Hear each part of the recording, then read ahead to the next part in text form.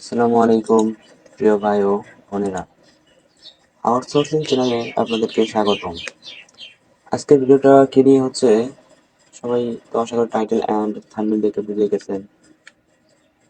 এর আগে ক্লাসটা ছিল মাইক্রোসফট অফিস কিভাবে ওপেন করতে হয়, মাইক্রোসফট অফিস দুইভাবে ওপেন করা যায় আমি দুভাবে দেখিয়েছিলাম। আর সাথে কিছু ফন্টের ক্যাটাগরি দেখিয়েছিলাম, এখান থেকে যে কিছু ফন্টের কাজ দেখিয়েছিলাম, আনডোরিডো এগুলো দেখিয়েছিলাম। সো আজকে আমরা দেখবো এই অফিস বাটন সম্পর্কে কিছু জানবো, দেন এখান থেকে প্যারাগ্রাফ সম্পর্কে কিছু বেসিক ধারণা নিয়ে আজকের এই ক্লাসটা। সো বেশি কথা না বলে চলেন ভিডিওটা শুরু করা যাক। ভিডিওটা শুরু করার আগে একটা কথা বলি, আপনি যদি আমার চ্যানেলে নতুন হয়ে থাকেন তাহলে চ্যানেলটা সাবস্ক্রাইব করে পাশে বেল আইকনটা বাজিয়ে দেবেন, যাতে করে আপনি ভিডিও ছাড়ার সাথে সাথে সবার আগে আপনি পেয়ে যান। তাহলে চলেন ভিডিওটা শুরু করা যাক। প্রথমত অফিস বাটনে কিছু ক্যাটাগরি আছে, এগুলো আমরা জেনে নিই। দেন তারপর আমরা সামনের দিকে এগিয়ে যাবো। প্রথমত অফিস বাটনে ক্লিক করবো। এখানে কিছু অপশন আছে, এইগুলোর সাথে আগে পরিচয় হয়। New, open, save, save S, এগুলোর সাথে পরিচয় নেই। নিউ নিউ এর কাজ হচ্ছে এইরকম একটা নতুন ফাইল খোলা। যেমন নিউ ক্লিক করলাম, এখান থেকে যদি এটা সিলেক্ট করা থাকে এটা দিবেন না, এখান থেকে দিবেন ব্লাঙ্ক ডকুমেন্ট। তারপর ডান সাইডে কোনাে যে ক্রিয়েট, এখানে ক্রিয়েট দিবেন, দেখুন নতুন একটা পেজ ওপেন হয়ে গেছে। এটা হচ্ছে নিউ এর কাজ। আমি এটা ক্লোজ করে দিলাম। তারপর হচ্ছে ওপেন। ওপেন হচ্ছে আপনি কোন ফোল্ডারে আপনি ফাইল ক্রিয়েট করে রেখেছেন বা সেভ করে রেখেছেন, সেখান থেকে ফাইলটা ওপেন করা। সেই ওপেন, সেখান থেকে ফাইলটা আগে খোলা বা ওপেন করা একই কাজ। এটা হচ্ছে ওপেনের কাজ, মানে সেভ ফাইল ফোল্ডার থেকে ফাইল ওপেন করা।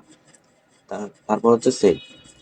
এই যে একটা বিষয়, আমরা যে এই কাজটা করলাম, এখানে ধরেন এই লাইন লিখছি, এখন আমি এটাকে সেভ করে রাখবো যাতে পরবর্তীতে সহজে খুঁজে পাওয়া যায়, বা সুন্দর একটা নাম দিয়ে আমরা এটা সেভ করে রাখবো। যার জন্য এখান থেকে সেভ, এখান থেকে আমি এই নামটা দিলাম, কেটে দিলাম। এই নামে এটাকে আমি ডেস্কটপে সিলেক্ট করবো, ডেস্কটপে সেভ করবো। আমি ডেস্কটপ, ট্রাফিক জ্যাম নাম, দেন সেভ। এটা সেভ হয়ে গেছে। এই যে ডেস্কটপে এটা সেভ হয়ে গেছে, ডেস্কটপে এটা সেভ হয়ে গেছে। তারপর হচ্ছে সেভ অ্যাজ। সেভ এজ এর কাজও সেম। মানে সেভ এজ এর কাজ হচ্ছে আপনি যে একটু আগে ফাইলটা সেভ করলেন না, এটাকে আপনি আবার নতুন নামে কোনো যদি সেভ করতে চান, দুইটা ফাইল হবে। যদি দুইটা ফাইল বানিয়ে দিলেন, যদি যেটাতে সেভ করছেন ট্রাফিক জ্যাম নামে, এটাকে আরেক নামে সেভ করবেন, তার জন্য হচ্ছে সেভ অ্যাজ। এখন দেখেন সেভ এজ ক্লিক করলাম, দেখেন সেভ। আগেরটা দিলাম ট্রাফিক জ্যাম, এখন ট্রাফিক জ্যাম 2 দিলাম। আগের ফাইলে যেখানে শো করতেছে ডেস্কটপে, আবার সেভ দিলাম, সেভ। এখন দেখেন দুইটা ফাইল পেয়েছে, এই যে একটা ফাইল, এটা আগের ফাইল আর এটা এখন ফাইল, এই দুইটা ফাইল ওপেন হয়েছে। সেভ করলাম মাত্র, সেভ আর সেভ দিয়ে। তারপর হচ্ছে প্রিন্ট, পেপার, সেন্ড, ইমেল, এগুলো ইমেল করতে পারবেন এখান থেকে সহজেই। পেপার প্রিন্টে গিয়ে আপনি যদি প্রিন্ট করতে চান তাহলে প্রিন্ট করতে পারবেন। প্রিন্ট করার আগে দেখে নেবেন প্রিন্ট রিভিউ, ক্লিক করবেন, দেন এখানে দেখা শো করবে। যেভাবে আপনি প্রিন্ট করার পরে যেভাবে আসবে, তার আগে যে জায়গায় আপনি এই ডকুমেন্টের মধ্যে আপনি সবকিছু দেখে নিতে হবে। এটা ক্লোজ করার জন্য এখান থেকে ক্লোজ দিবেন, নয়তো এখানে চাপ দিয়ে প্রিন্ট দিয়ে দিবেন, ঠিক থাকে। আর যদি এটা আপনার কাজটা হয়নি যদি মনে হয়, তাহলে এখানে ক্লোজ করে আবার কাজটা কাস্টমাইজ করে নেবেন এখান থেকে ডিজাইনটা, তারপরে প্রিন্ট দিয়ে দিবেন। তারপর হচ্ছে সেন্ড ইমেল পাবলিশ, এখান থেকে আবার হচ্ছে একটা অপশন ক্লোজ।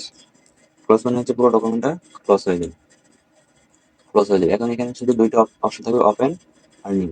ওপেনের কাজ হচ্ছে নতুন ফাইলটাকে আমি যে জায়গায় সেভ করছিলাম, আমি ডেস্কটপে সেভ করছিলাম, এখানে ট্রাফিক জ্যাম দেখেন সেভ হয়েছিল, তার জন্য সহজে নিয়ে আসছে।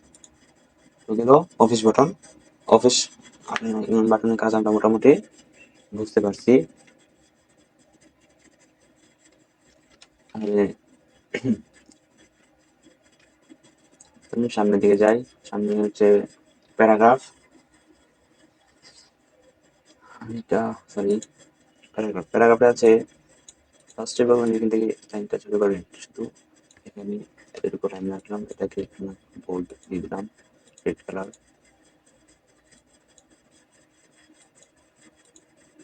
কালার হচ্ছে না কেন, রেড। দেন তারপরে আছে প্যারাগ্রাফ। প্যারাগ্রাফ হচ্ছে এখান থেকে আপনি যদি এই আইকনটাতে ক্লিক করেন, আপনি বাহিরে যতগুলো কাজ আছে সবগুলো এখান থেকে একবারে করে বের হয়ে যেতে পারেন, নতুবা আপনি এটা ক্লোজ করে দিয়ে আপনি এখান থেকে বাইরে সুন্দর করে আস্তে আস্তে দেখে শুনে করতে পারবেন। এটা হচ্ছে অ্যালাইনমেন্ট। অ্যালাইনমেন্ট 4 প্রকার: লেফট, মিডিল, কন্ট্রোল এ দিলে মিডিল, রাইট। আর এটা হচ্ছে যেখানে আছে এখানে একটু আর কি নাড়াচাড়া করতে দেখতে পাচ্ছেন, আপনারা বুঝতে পারছেন হয়তো। এটা হচ্ছে মিডিল, এটা হচ্ছে রাইট, এটা সেম, এটা হচ্ছে মিডিল, রাইট। এগুলো আপনি কিবোর্ড থেকে প্লাস আবার দেখেন এখানে এসে করবে, কার্সরটা রাখলে দিন কন্ট্রোল ই দিলে এটা আবার চলে যাবে মিডিলে, বা কন্ট্রোল আর দিলে এটা যাবে রাইটে। আপনি কিবোর্ড থেকে শর্টকাট করতে পারেন বা এখান থেকেও করতে পারেন, কোনো সমস্যা নেই, আপনার যেভাবে সুবিধা। তারপর আছে, তার উপরে আছে বুলেটস। বুলেটের কাজ যে কোনো কোনো প্রকার চিহ্ন, চিহ্নকে নিয়ে আসা হচ্ছে বুলেটের কাজ। যেমন এখান থেকে আমি এই চিহ্নটা সিলেক্ট করলাম, এটা সিলেক্ট করলাম, বা এটা আপনার যেটা সুবিধা আছে আমি আমি এটা সিলেক্ট করলাম, কেমন লাগে। আপনি যদি এখন এখানে আরো কিছু লিখেন, তখন আমি যখন লিখতেছি মনে করেন লিখলাম, দেন তারপর আমি এটা ইন্টার দিব। দেন ইন্টার দিলে মনে করেন যে প্রতিটা লাইনের শুরুতে এটা থাকবে, ইন্টার দিয়ে লিখবো, প্রতিটা লাইনের শুরুতে একটা করে টিকমার্ক হবে। আর যদি আপনি এন্টার দিলেন এটা উঠছে, এখন যদি না লিখে আবার এন্টার মারেন এটা কিন্তু ডিলিট হয়ে গেছে। এটাকে আবার যদি জানতে চান তাহলে একবার প্রেস করবেন, দেখবেন আবার শো হয়ে গেছে, আবার এন্টার দিবেন আবার শো করবে। যদি না লিখে এন্টার মারলে এটা থাকবে না, এটা ডিলিট হয়ে যাবে স্বাভাবিক। কিছু লিখে তারপর এটা ডিলিট মানে করতে হবে, এন্টার দিতে হবে আর কি।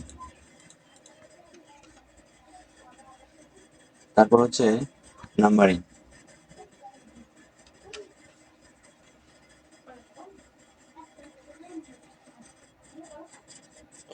তো গেল বুলেটস, বুলেটস গেল। এখন হচ্ছে নাম্বারিং। নাম্বারিং হচ্ছে এখান থেকে আপনি ধরেন সিলেক্ট করলাম, আমার লেখা আছে যেহেতু সিলেক্ট করে তারপর এই যে তীর বাটন ক্লিক করলাম। এখন আপনি যে কোনো ধরনের সংখ্যা নিতে পারেন, এখান থেকে এক দিয়ে নিতে পারেন, আর রোমান সংখ্যা এবিসি নিতে পারেন। আমি এক দিয়ে নিলাম, ওকে। তারপর ইন্টার দিলাম, 2 হবে। আবার কিছু লিখলাম, 2 হবে। আবার লিখলাম, সেম আগেরটার মতো যদি আপনি লিখে ইন্টার মারেন ডিলিট হয়ে যাবে। আবার ব্যাক বাটন প্রেস করে আনতে হবে, আবার ইন্টার দিয়ে আবার লিখতে হবে, এরকম। সো গেল বুলেটস এন্ড নাম্বার, দুইটা গেল। তারপর অ্যালাইনমেন্ট গেল, বুলেটস গেল, নাম্বারিং গেল। তারপর এটা হচ্ছে multi level list. Multi level list মানে এই যে এইগুলো করছেন না, সেম একই কাজ। এখানে এই যে দেখেন এগুলো হচ্ছে হেডিং, মানে কি কি দিবেন, কোন ধরনের অপশন দিবেন, এই চিহ্ন দিতে পারেন আপনি চাইলে। এখানে আমি সিলেক্ট করলাম, থেকে এই চিহ্নগুলো দিলাম, আমি দেখছেন সেম কাজ, এই তিনটা সেম কাজ।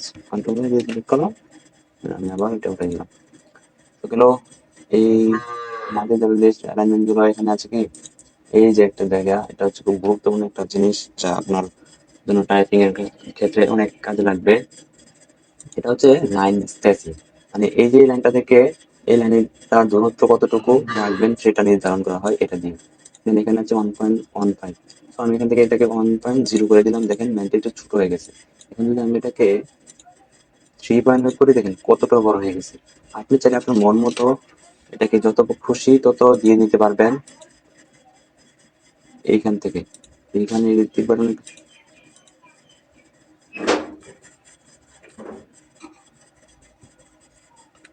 এই যে বারবার এটা আসে। এই যে এখানে আছে তীরের মধ্যে একটা অপশন আছে, এখানে ক্লিক করে আপনি এখান থেকে নিজের মন মতো যত খুশি তত স্পেসিংটা দিয়ে দিতে পারেন, সিঙ্গেল, ডাবল অ্যান্ড 1.5 লাইনস। প্রতি লাইনের দূরত্ব সিঙ্গেল দিলে এই যে একদম ছোট হয়ে যাবে, মাল্টি লেভেল।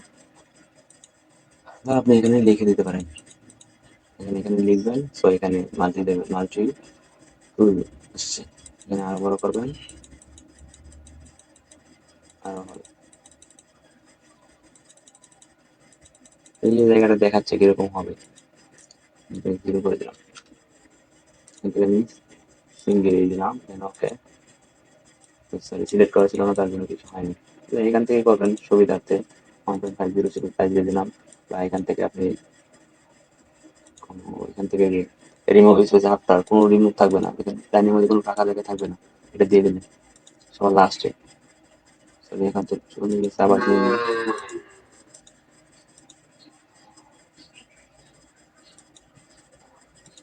এই যে রিমুভ স্পেস আফটার প্যারাগ্রাফ, মানে এই প্যারাগ্রাফ থেকে কোনো রিমুভ, কোনো স্পেস থাকবে না কোনো লাইনের মধ্যে, কোনো টাকা থেকে থাকবে না। তো এখান থেকে আমরা দিয়ে দিলে কোনো জায়গায় থাকবে না, একদম ভিজি ভিজি হয়ে যায়, খারাপ দেখা যায়। তার জন্য এখান থেকে 1.0 দিয়ে দিলে বা 1.5 দিলে সুন্দর লাগে।